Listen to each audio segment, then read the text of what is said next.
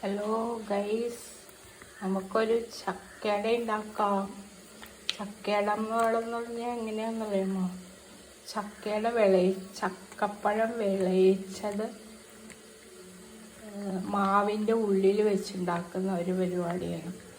നമ്മൾ സാധാരണ എല്ലാവരും ചെയ്യുന്നത് ചക്കപ്പഴം മാവിലിട്ട് കുഴച്ചുണ്ടാക്കുന്നത്. അത് റെഗുലറായിട്ട് ഉണ്ടാക്കുന്ന ഒരു സംഭവമാണ്. ഇതൊരു വ്യത്യസ്തമാണ് കേട്ടോ. ഇത് ചക്കപ്പഴം വിളയിച്ചിട്ട് വിളയിച്ച് ഫ്രിഡ്ജ് വെച്ചേക്കണതാണ്. അതതിൻ്റെ ഉള്ളിൽ വെച്ചിട്ട് അടയുണ്ടാക്കും. നല്ലൊരു ഐറ്റം കേട്ടോ. നമുക്ക് ചായക്കൊക്കെ നല്ലൊരു കടിയാണ്. ഇതുപോലത്തെ ഒരു ഐറ്റം നിങ്ങളും ഉണ്ടാക്കണം.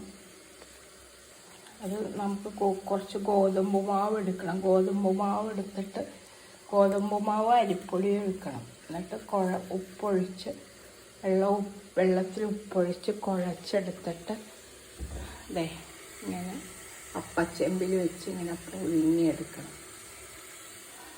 ഇത് വിളയിച്ചതറിയാലോ. ചക്കപ്പഴം, ഏലക്ക, ജീരകം, ചുക്കുപൊടിയൊക്കെ ഇട്ട് ശർക്കരയിലിട്ട് വിളയിച്ച് ഫ്രിഡ്ജ് വെച്ചിരിക്കുന്നതാണ്. അതിൽ നിന്ന് കുറേശ്ശെ എടുത്ത് നമ്മൾ പെട്ടെന്ന് ഇപ്പം നമുക്കൊരു 4 മണി പലഹാരം ഉണ്ടാക്കണമെങ്കിൽ പെട്ടെന്ന് കുറച്ചെടുത്തിട്ട് ചക്കപ്പഴത്തിൽ ലൂസ് അധികമാണെങ്കിൽ നമ്മൾ കുറച്ച് ക്രിസ്പിയായ അവലില്ലേ, അതും കൂടി ഇത്തിരി ഇട്ടാൽ അത് നല്ലോണം ഇങ്ങനെ തിക്കായിട്ട് നിൽക്കും. അപ്പം നമുക്ക് അതിനകത്തേക്ക് പരത്താൻ സുഖമായിരിക്കും. അല്ലാതെ ഇപ്പം അവലിട്ടില്ലേലും ടേസ്റ്റ് ഉണ്ട് കേട്ടോ.